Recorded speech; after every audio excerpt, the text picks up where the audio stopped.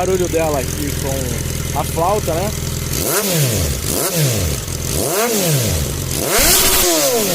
Barulho com a flauta, tá? Faz um barulhinho legal, um barulhinho gostoso.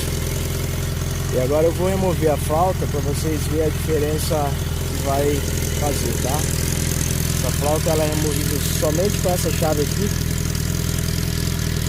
E vamos ver se eu consigo remover aqui com ela em funcionamento.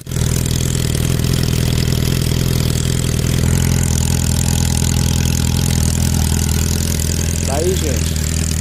Flauta removida, tá? Pra vocês verem a diferença do vídeo do ronco da moto. Fica totalmente direto, totalmente aberto. Beleza?